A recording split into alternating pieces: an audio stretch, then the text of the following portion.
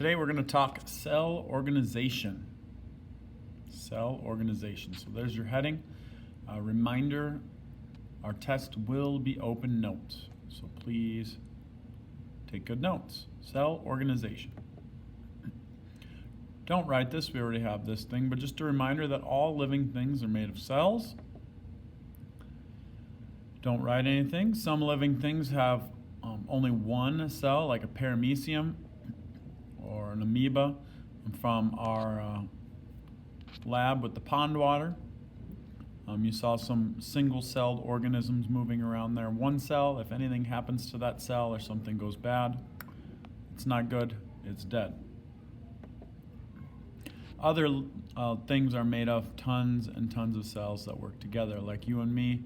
Okay, if something happens to one of our cells, big deal. We have dying, dead,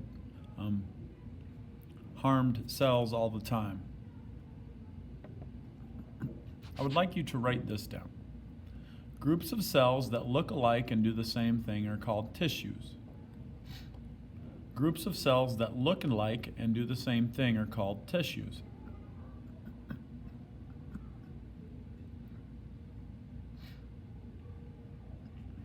Depending on their job, cells are going to do different things, and they're going to look different. So like a muscle cell is long and skinny, and a muscle cell is meant to contract. It's meant to shorten and lengthen. So it's long and skinny because of the job it does. Blood cells look like kind of like little Cheerios, red blood cells. Floating in your blood, meant to attach to oxygen and carbon dioxide. They are shaped that way because of the job they do. You cannot take blood cells out of your blood and make them muscle cells. It does not work. They're not built that way. They can't do the same job. So they look the way they are based on their job. So groups of cells that do the similar thing are called tissues. So you could have muscle tissue, which is a group of muscle cells that do the same thing. You can have fat tissue. A fat cell's job is to store energy. You could have bone tissue, anything like that. Things that work together do the same exact thing. Right now I'm attempting to teach you things. Okay? I am one single person attempting to teach you things. There are many people in this building trying to do my same job, and we call them teachers. We are all the same, trying to do the same job. We have similar educations. We are kind of alike there. So if I was a cell, then all the teachers would be cells, and together we would be tissue. Hopefully that kind of makes sense. Examples, I already gave you some of these. I won't worry about them. Nerve, red blood cells, that's what I was trying to say there. Muscles. Go ahead and write this down.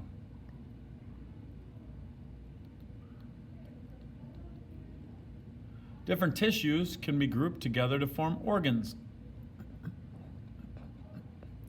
So, tissues can group together to make organs.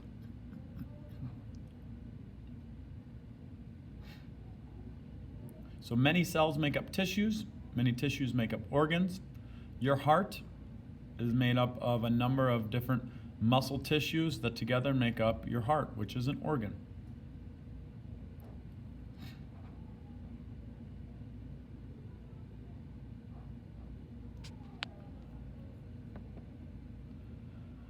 Examples, your heart, skin.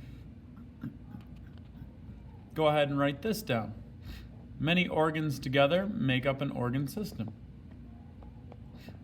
Many organs together make up an organ system. So cells can make tissue. Tissue make up organs. Organs make up organ system. If we talk about your digestive system, there are many organs that come into play with your digestive system. Your stomach, your large intestine, your small intestine. Those are all organs, and together they work together with an organ system. And the purpose of your digestive system is to take food, break it down, use the sugars, and get rid of the waste. So each organ has its own job.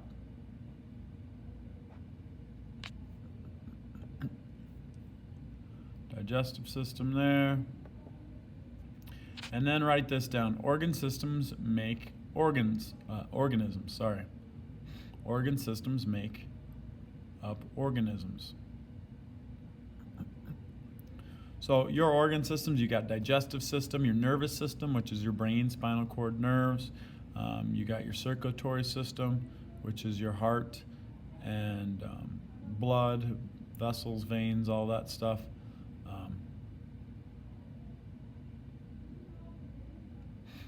Reproductive system, lymphatic system, all of these things have a job, and they make up you. So in a recap, a single cell would be a cell. Together, many cells would make up tissue. Tissue altogether would make up organs. Many organs together make up organ systems. And then organ systems together make up an organism, like a gecko. That is all.